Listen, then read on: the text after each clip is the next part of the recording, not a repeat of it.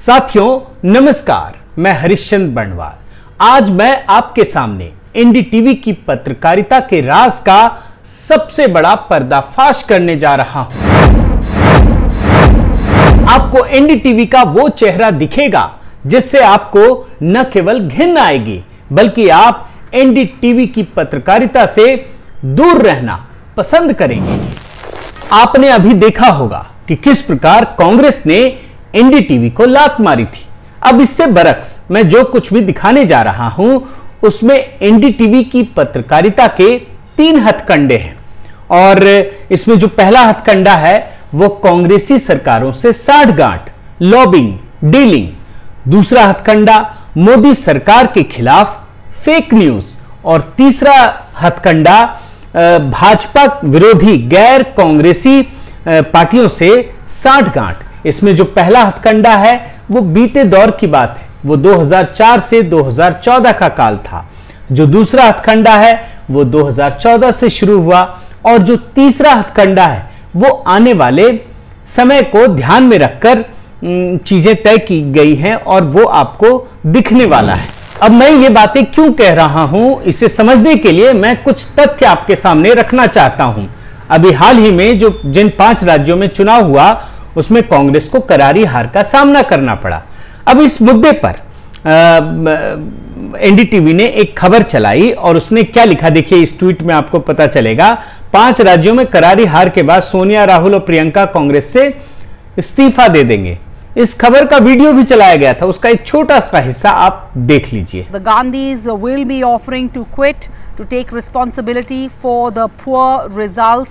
अब ये खबर ऐसी है कि हर हार के बाद कुछ कांग्रेसी नेता ऐसी खबरों को प्लांट करवाते हैं, फिर अपनी वफादारी गांधी परिवार के प्रति जताने के लिए खुद ही राहुल सोनिया का जाप करने लगते हैं। ये कहने लगते हैं नहीं जी आप इस्तीफा मत दो, आप ही सब कुछ हो।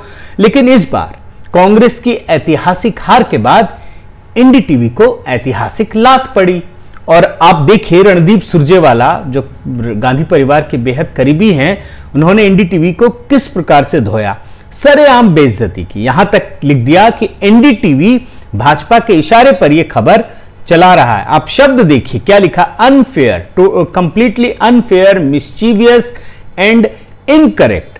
वहीं इंडियन यूथ कांग्रेस के राष्ट्रीय अध्यक्ष श्रीनिवास ने तो प्रणय रॉय, राधिका रॉय सबको लपेट लिया। यहां तक बता दिया कि कांग्रेस को हराकर पंजाब जीतने वाले केजरीवाल इनके नए मालिक हैं। आप देखिए ना ये ट्वीट, कल एनडीटीवी से इस्तीफा देंगे प्रणय राय, राधिका रॉय और केजरीवाल संभालेंगे एनडीटीवी में पीआर का कारोबार। फिर एक और ट्वीट लिखा है, देखिए ये वाला, सूत्र और उनके आधार पर चलने वाले सरकारी दूत ही इस पत्रकारिता के, इस दौर की पत्रकारिता के सबसे बड़े भूत हैं। और हां आप याद रखिए कि इतनी घोर बेइज्जती के बाद भी एनडीटीवी ने कांग्रेस के आरोपों का कोई जवाब नहीं दिया, उनके खिलाफ मानहानि का भी केस नहीं किया और जो अभिव्यक्ति की आजादी के झंडा बरदार बने हुए रहते हैं हमेशा, यह भी नहीं बताया कि आप मेरी अभिव्यक्ति की आजादी को कुचल रहे हैं, इस पर खतरा है। और हां यह बात भी याद रखिएगा कि इतना सब कुछ करने के बाद भी एनडीटीवी ने तो कुछ नहीं किया, उल्टा इस स्टोरी को ही उसने अपनी वेबसाइट से हटा दिया। अब आप देखिए लिंक तो अभी भी पड़ा हुआ है, ये लिंक देखिए, जब मैं इसको खोलता हूं तो Sonia Rahul Gandhi Priyanka Gandhi Vadra to offer resignation, आप लिंक में देखिए। लेकिन जब खुलेगा तो कुछ दिखेगा नहीं क्योंकि स्टोरी डिलीट हो गई। अब आप वीडियो का लिंक देखिए, ये वीडियो का लिंक है, इसको भी आप ओपन मैं करके दिखाता हूं, देखिए स्टोरी गायब है। मतलब सारी चीजें खत्म हो गई, डिलीट कर दी गई। अब मैं आपको एनडीटीवी के तीनों हथकंडों के बारे में एक एक करके बताता हूं। एनडीटीवी ये हथकंडा उस दौर में इस्तेमाल करता था जब केंद्र में कांग्रेस की सरकार थी और इसका कांग्रेस के साथ हनीमून पीरियड चल रहा था।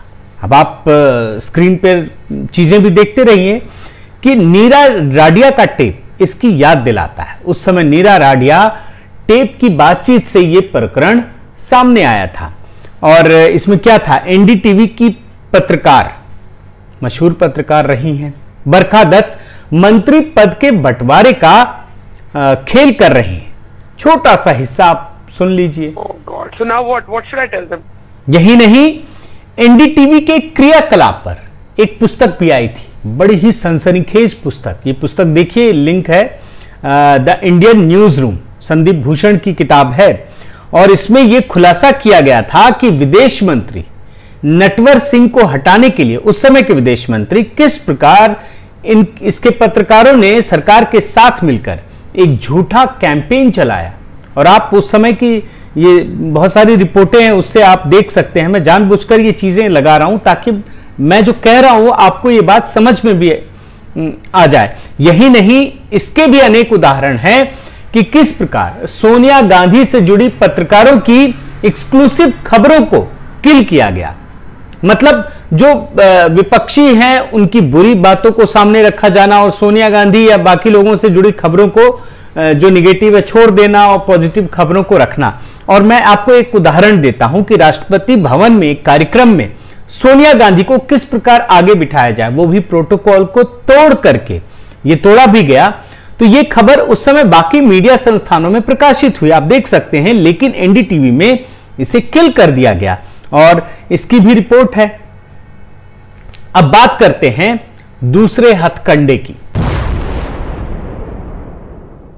एनडीटीवी ने जब देखा कि सत्ता उनके आका के हाथ से निकल गई है, तो अपने आका को खुश करने के लिए, उसके सम्मान को बढ़ाने के लिए और जो सरकार में बैठी है पार्टी उसको बदनाम करने के लिए कई सारी चीजें देखने को मिलती है, कई सारे प्रकरण हैं। मैं कुछ चीजें आपके सामने एक एक करके रखता चला जाऊंगा जिससे पता चलेगा कि मोदी सरकार को बदनाम करने का प्रयास किया गया। अब आप देखिए, एनडीटीवी ने कोरोना वायरस को लेकर देश के भीतर तैयार की गई वैक्सीन के बारे में भ्रमित करने वाली खबर प्रकाशित की और बाद में उसे डिलीट कर दिया। फिर एनडीटीवी के श्रीनिवासन जैन ने ट्वीट कर भारत बायोटेक कोवैक्सीन पर आक्षेप लगाए थे, लेकिन बाद में ट्वीट को हटा लिया और माफी भी मांगी। आप ये भी खबर देख लीजिए।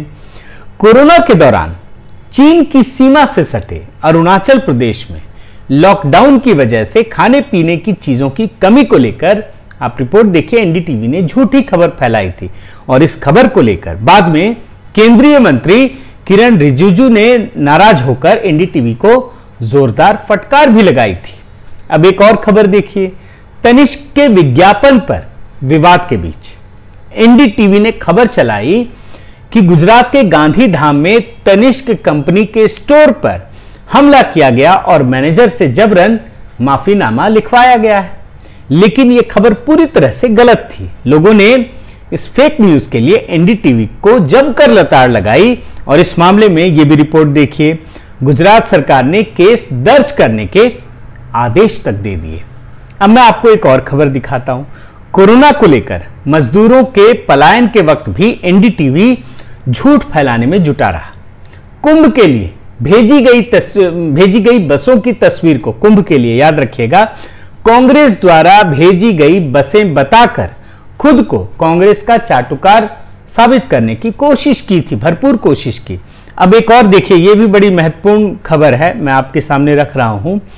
यूक्रेन संकट के बीच एनडीटीवी ने एक छोटी लड़की, 10 साल की लड़की के 10 साल पुराने, वो भी फिलिस्तीन युद्ध की तस्वीर थी, उसको शेयर कर सनसनी फैलाने की कोशिश की थी। भारत को, भारत सरकार को, मीडिया को, सबको बदनाम करने का प्रयास किया था। अब एक और ये दिखा रहा हूं, एनडीटीवी ने चीन को लेकर झूठ फैलाया, मोदी सरकार को बदनाम करने की कोशिश की। उसने ये रिपोर्ट दिखाई कि चीन भारत के एक इलाके में, एक गांव में निर्माण कार्य कर रहा है, जबकि हकीकत यह है कि वो इलाका 1959 से ही चीन के कब्जे में। आप रिपोर्ट देखिए। और यही नहीं, इसमें मैक्सेसे वाले पत्रकार की भी बात करना जरूरी है, वो तो अव्वल है। उन्होंने धान की खरीद को लेकर मोदी सरकार को घेरने के लिए भ्रामक खबर दिखाई और जब लोगों ने सवाल उठाने शुरू किए तो जनाब ने माफी मांग ली। मतलब इसमें भी मामला वैसा ही, आप देखिए, रवीश कुमार की माफी का ये पोस्ट है, फिर वीडियो दिखाकर माफी मांगनी पड़ी। और बात सिर्फ धान को की ही नहीं है, कोरोना की ही नहीं है, बल्कि सेना को लेकर के भी एनडीटीवी ने, आप देखिए, चीन के साथ झड़प को लेकर झूठी खबर दिखाई। ये रिपोर्ट है और बाद में भारतीय सेना ने इसका खंडन किया। मतलब एनडीटीवी फेक न्यूज फैलाने में किस कदर काम कर रहा है, आपको इससे उसकी विविधता का पता चलेगा। कोई क्षेत्र बाकी नहीं है। अब आप एनडीटीवी के तीसरे हथकंडे पर आइए। एनडीटीवी के तीसरे हथकंडे के बारे में बताऊं उससे पहले आपको यह बताता हूं कि ग्रुप के खिलाफ यह भी आरोप लगाया गया कि वो तो भाजपा के एजेंडे में अब जुटने वाला है। लेकिन मोदी जी की कहानी तो अलग है। वो तो पहले ही कह चुके हैं ना खाएंगे ना खाने देंगे। अब एनडीटीवी की दाल भला इसमें कहां गलेगी। तो मामला आगे बढ़ गया। कांग्रेस ने अभी खुलकर आरोप लगाया है कि अरविंद केजरीवाल ही अब एनडीटीवी में पीआर का कारोबार संभालेंगे। आप देखिए, ये बहुत बड़ा आरोप है। इस पर एनडीटीवी को निश्चित रूप से कुछ कहना चाहिए। हम तो चूंकि बातों को वैसे ही आपके सामने रख रहे हैं जैसा आरोप लग रहा है, लेकिन कहते हैं ना कि अगर कहीं धुआं है तो आग तो होगी ही। अब ये बहुत बड़ा गंभीर आरोप है। लेकिन जब मैं एनडीटीवी की रिपोर्टों को खंगालता हूं तो आपको बहुत कुछ समझ में आएगा कि स्टोरी का लेवल क्या है। एकदम पीआर जैसा है। मतलब अब मैं आपको, देखिए, ये दो खबरें दिखाता हूं। इन खबरों से आपको समझ में आएगा कि एनडीटीवी कैसे आम आदमी पार्टी के लिए कसीदे पढ़ रहा है और मोदी जी की जीत को छोटा बनाने में लगा हुआ है। आप देखिए, दोनों राज्य में चुनाव हुए, पंजाब में, उत्तर प्रदेश में। दोनों ही राज्यों में जीत बड़ी है। और उत्तर प्रदेश तो अपने आप में बहुत बड़ा राज्य है। माने दुनिया के टॉप देशों की बात करें तो उसमें 5वें 6ठे नंबर पर उत्तर प्रदेश आएगा। पंजाब तो बहुत छोटा है। लेकिन खैर कोई बात नहीं, जीत जीत होती है, बड़ी होती है। अब दोनों की हेडलाइन देखिए। आपके लिए क्या लिखा, आप जादू की झप्पी in Punjab, why it's an exceptional win. कितनी तारीफ है। अब उत्तर प्रदेश में आइए।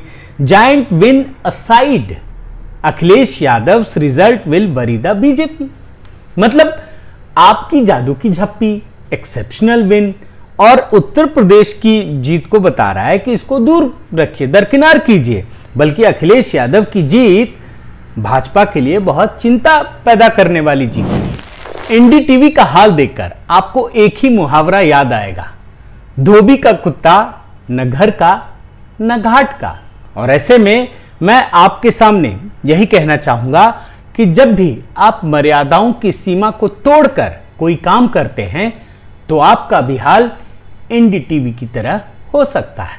बहुत बहुत धन्यवाद। आपसे गुजारिश है कि आप मेरे इस चैनल को जरूर सब्सक्राइब कीजिए, लाइक कीजिए, कमेंट कीजिए, शेयर कीजिए और इस बेल आइकन को प्रेस करना मत भूलिएगा। नमस्कार।